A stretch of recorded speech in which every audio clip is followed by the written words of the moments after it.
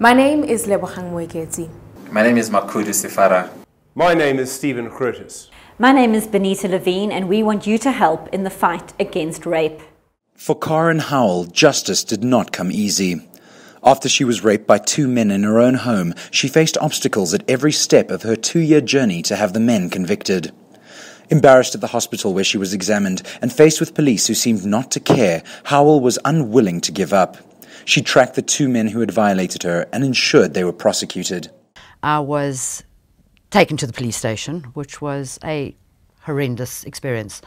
Firstly, I'd been bleeding because I'd been tied up with nylon. My wrists were bleeding, and you would have thought that the police would have at least taken photographs of that as evidence, but that didn't happen. Then I obviously went to a hospital to go and have the necessary tests done. I think at that point in time, my biggest concern was AIDS. Because, and even the fact with the rapists, I said, I've got AIDS to try and deter them, didn't deter them. It didn't faze them whatsoever. Anyway, so off I went to the hospital, and that exam is approximately 2 hours. It's very invasive, but it is so crucial. There, the DNA, etc., is collected. The doctor does tests that you cannot even imagine that gets put into a police report. And I got a phone call from one of my sources. And he said, Karen, you've got to come. I'm going, France, what?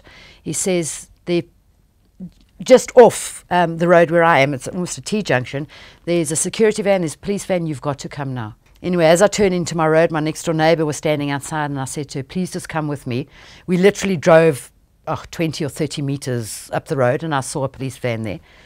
And I explained to the police that I had been raped, a few weeks prior to this, and I'd like to see who was in the police van. So they opened the van, and I remember I was holding myself, and they opened the van, and I was envisaging people jumping out at me or whatever. Needless to say, that didn't happen. Opened the van, and there was Philip Mabasu, as clear as daylight. He was the one that attacked me 3 days before, that was wearing the Manchester United shirt, and then again 3 days later in my home with somebody else. And I identified him immediately. But while Howell managed to confront her abusers, many other survivors of rape struggled for support from the police, the courts, and even their own friends and families. It's a whole combination of things, and I do think the weakness is in implementation. I think perhaps, and maybe this is a hangover from our transition, we're very good at establishing structures, but not so, and forms, but not so good in terms of content and substance. And that's, I think, why we see the ineffectual implementation that we do. But even with proposed improvements to the justice system and more sensitivity from those who work with survivors of rape, experts say they have to seek help. If we're looking at what happens afterwards, your body obviously goes into shock. There's a flood of adrenaline pumping through. This is the direct response. People may shut down for weeks, days, until a set of symptoms will start setting in. And those symptoms of post-traumatic stress disorder. With more than 66,000 sexual crimes countrywide over the past year, the numbers reveal a shocking truth. Someone is raped in South Africa every 4 minutes. In a bid to address the spate of sexual violence, government is set to reinstate the dedicated sexual offences courts. But new statistics suggest that only 1 in 25 rape survivors ever report their horrible encounters. The overwhelming majority of women said no, we wouldn't report it.